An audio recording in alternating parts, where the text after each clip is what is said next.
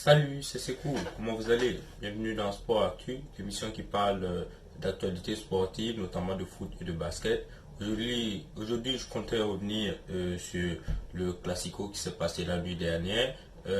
Malheureusement, je n'avais pas pu faire sortir mes pronostics, mais de toute façon, je pense que ils allaient être erronés du fait que moi je voyais plus le Barça s'imposer. Finalement, nous avons eu le droit à un nul plutôt triste que c'était même nom le Tristico en relation avec le nom Classico.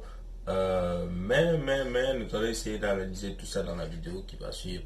Mais tout d'abord, générique.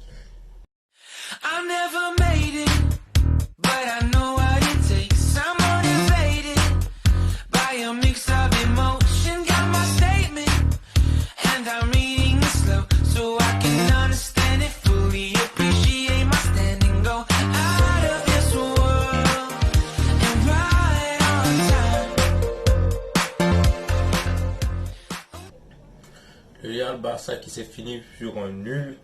Nous allons tout d'abord parler de composition d'équipe, notamment d'abord la composition d'équipe de Valverde. Valverde, pour qui je m'attendais au milieu, surtout avoir joué Sergio Busquets et Vidal pour pouvoir impacter le Real Madrid. Ça n'a pas été le cas. Il a préféré faire jouer Rakitic et Sergio Roberto. Pour moi, qui n'était pas forcément la meilleure décision à prendre. Pour le reste du 11, c'est assez normal, le trio offensif Griezmann, Lionel Messi et Suarez devant. Et en défense, c'était la charnière Langlais et Piqué et Jordi Alba Semedo, et les deux latéraux qui faisaient leur retour dans le Classico. Derrière, en gardien, nous avions Ter Stegen comme d'habitude. Du côté Real Madrid, c'était plutôt la composition que je m'attendais le plus parce qu'il y avait plus d'hésitation, quitte à voir Modric, Kroos débuter le match. Mais franchement, moi je voyais plus Kroos débuter le match parce que je sentais que le Real Madrid cherchait à avoir la solidité défensive, ce qui est un peu plus difficile à avoir avec Modric, un joueur comme Modric. Donc j'avais bien aimé le choix de Zinedine Zidane sur ce coup-là. Sa composition, c'était une composition assez simple aussi, avec un trio offensif devant qui était composé de Isco, Benzema et Bale.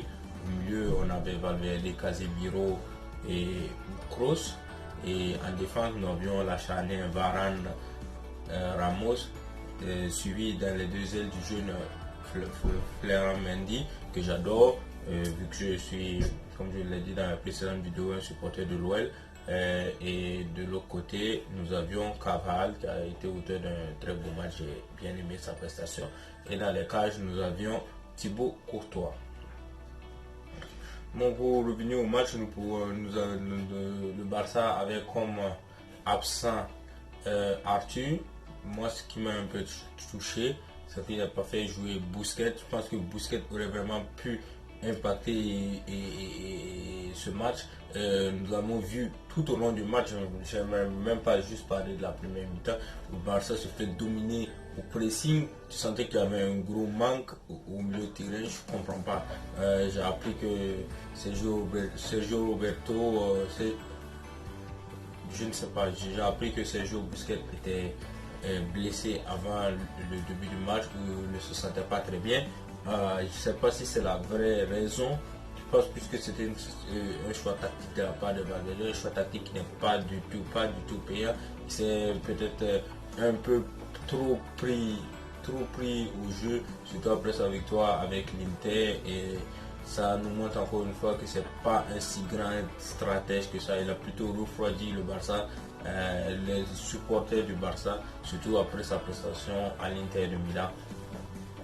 J'aurais préféré voir Busquets parce que ça s'est ressenti sur le terrain, son monde s'est ressenti sur le terrain. Tu fais pas jouer Busquets, tu fais jouer Rakitic pour le faire finalement jouer en 6 qui n'est pas forcément le poste qu'il adhère le plus. Je pense que 6 c'est un poste pour un joueur plutôt costaud que je pense qu'il n'était pas le cas de Rakitic. Tu fais jouer Semedo et en plus tu fais jouer Sergio Roberto Sergio Roberto, même s'il a une formation de milieu, qui a beaucoup joué latéral, qui finalement qui s'en mêle les pinceaux un peu, je vais dire, avec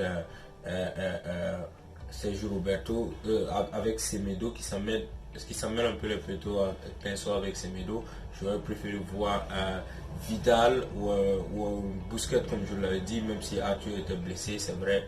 Je pense pas que le Barça, avec une meilleure composition d'équipe, aurait bien mieux fait ce match. Mais bon, ça après le match, on ne pourra pas le dire. Du côté de Real Madrid, c'était une composition plutôt normale que j'attendais, que j'ai bien aimé. Surtout Valverde, comme je l'avais dit, c'est un joueur qui nous impressionne depuis ce début de saison. Il n'a pas manqué son premier Classico. Il n'hésite pas à prendre des frappes que même des anciens, même des cadres, des fois refusent de prendre.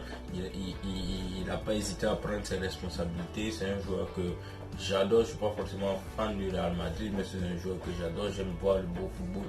Et pour moi, il a vraiment bien pratiqué. Au niveau des top joueurs, nous allons parler d'abord de ceux du FC Barcelone. Nous allons commencer par Griezmann. Griezmann qui fait pour moi un très bon match, même si ça finit 0-0. Je pense que c'était un peu les deux autres attaquants, notamment Messi et Suarez. Messi qui, je ne vais pas dire qu'il a fait un mauvais match, mais je dirais qu'il a fait un match en deçà de son niveau habituel, je vais dire ça. Mais Griezmann, j'ai bien aimé son match, il est un peu dans tous les coups offensifs. Il est important à la relance, il a vraiment montré qu'il a voulu vraiment apporter pour son premier Classico. Un joueur que j'ai aimé dans ce top pour Barcelone, c'était De Jong. De Jong qui joue aussi son premier Classico. J'ai l'impression que les habitués du Classico n'étaient pas si chauds que ça à montrer leur capacité, mais plutôt ceux qui jouaient leur premier Classico. De Jong, moi, il a vraiment excellé, il a permis au Barça à intercepter des ballons très importants, même si au final, il a même une occasion où ça a failli rentrer, et même si au final ça n'a pas payé. J'ai bien aimé son match, c'est vraiment un des rares pour le Barça, en plus de Messi et de Ter Stegen, qui réussit vraiment à garder le même niveau. Je pense que les autres joueurs ont plus de baisses de forme, des baisses de régime drastiques complètement. Je vais repenser encore à la remontada, puisque c'est presque les mêmes joueurs encore qui sont là, à part quelques-uns qui ont changé. Et donc j'ai bien aimé ce match de De Jong. Pour finir, pour mon top 3 du Barça, je vais parler de Piqué. Piqué qui fait un excellent match. Comme je l'ai dit, Umtiti, je ne pense pas qu'il va pouvoir revenir en tant que titulaire récemment. Surtout que l'Anglais ne fait pas un si mauvais match que ça, et que je pense que l'Anglais est un peu indiscutable. Et Piqué qui sauve un but sur la ligne, carrément. C'était extraordinaire dès les 16e minutes. Dites-moi en commentaire si je me trompe, je pense que c'est vers la 16e, 17e minute qu'il a sauvé ce but qui aurait pu changer complètement la phase du match, qui est sûr le Barça devrait être plus offensif. Je crois que si ce but était rentré, le match n'aurait pas été le même. Ensuite, mon top 3 du côté de Real Madrid, j'aimerais commencer par Sergio Ramos. Sergio Ramos qui était, comme à son habitude, un grand joueur de Classico, un grand défenseur. Il a réussi, comme Piqué, à sauver une balle de but carrément sur la ligne de Courtois, ce qui permet au Real Madrid de se garder dans ce match. Ça aussi, c'est un but que je pense aurait changé beaucoup la donne au FC Barcelone. Parce que je sais que quand le FC Barcelone ouvre le score, ça devient très difficile de les empêcher d'en marquer 2 ou 3, surtout dans ces genres de classicos. Je pense que c'était vraiment un arrêt décisif qu'il a fait, et c'est très bien pour un joueur comme Sergio Ramos que certains commencent à douter, surtout en fonction de son âge, qui commence vraiment à être assez, c'est vrai qu'il commence à être assez âgé, mais il monte encore de très beaux restes, je trouve. Ensuite, nous avons Valverde, le jeune Valverde du Real Madrid. Le jeune Valverde du Real Madrid que j'adore depuis ce début de saison, qui n'a pas manqué de rien, qui n'a pas manqué de ténacité, qui n'a pas manqué de courage, qui n'a pas manqué, comme on va le dire, qui s'est pas senti complexé, qui s'est pas senti du tout complexé face aux joueurs du Barça, qui s'est laissé jouer au Camp Nou en plus, malgré les contestations qui se passaient. Il n'avait rien d'autre dans la tête qu'à part son foot. J'ai bien aimé ça. Dès qu'on lui donnait le ballon, il voyait qu'il ne pouvait pas faire de passe, le bloc était un peu reculé, il frappe, c'était exactement ce qu'il fallait faire. J'ai bien aimé. Il aurait peut-être dû être récompensé d'un but, mais Ter Stegen bien sûr qui ne démérite pas. C'est ça. C'était vraiment un excellent joueur que j'ai bien aimé dans ce match.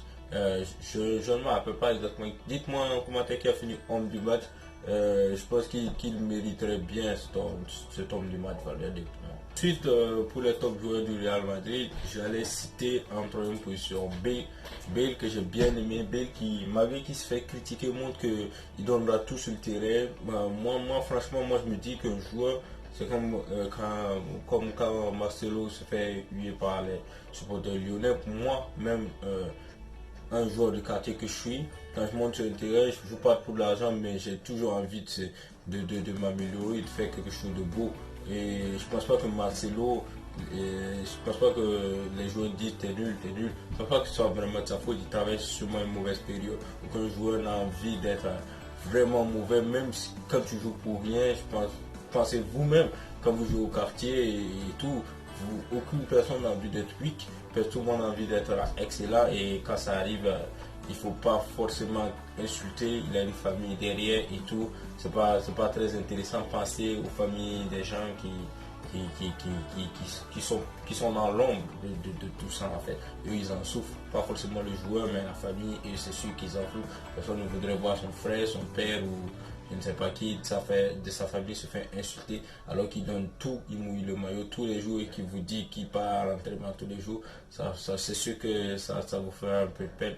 Donc c'était un peu une parenthèse B. Nous allons finir par mes flops. Mes flops, franchement, j'ai pas beaucoup de flops. J'ai juste 2 flops et ils sont plutôt côté Barcelone parce que je trouvais que Barcelone se devait de faire un meilleur match. Donc, pour mes top flops, j'étais d'abord Sergio Roberto que je n'ai pas trouvé vraiment concerné par ce match, pas vraiment important. J'ai trouvé que Vidal correspondait plus à ce type de match, un match où il fallait bousculer. Il n'a pas vraiment bousculé, il a défendu, c'est vrai, mais il n'a pas vraiment bousculé les adverses. Il a été assez bon offensivement, mais je ne pense pas qu'il ait fait quelque chose que Vidal, qui était intouchable ou impossible pour Vidal. Donc je pense que Vidal aurait été clairement un meilleur choix que lui sur cette feuille de match. Et pour terminer, nous allons parler de Luis Suarez. Luis Suarez qui a fait vraiment, pour moi en tout cas, un match terrible, franchement. C'est un joueur que j'adore, franchement, mais il a montré sur ce match qu'il y a vraiment de l'âge, il y a vraiment quelque chose qui passe plus.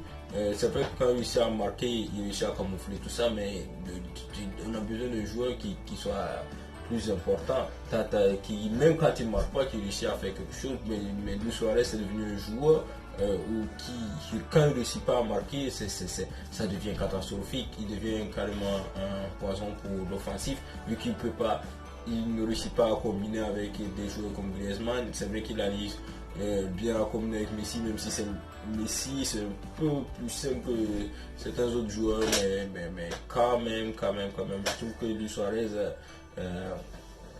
il fait, franchement, c'est l'un des pires joueurs de ce match pour moi. Je trouve qu'il est pas bon du tout, ni dans ses passes, ni dans ses choix de tir. Il a vraiment été pour moi le Barcelonais le plus nul ce soir, et même le joueur le plus nul de ce match. Nous arrivons à la fin de la vidéo. Si vous l'avez aimé, n'oubliez pas de lâcher un like, de partager, de vous abonner. On se retrouve à la prochaine vidéo.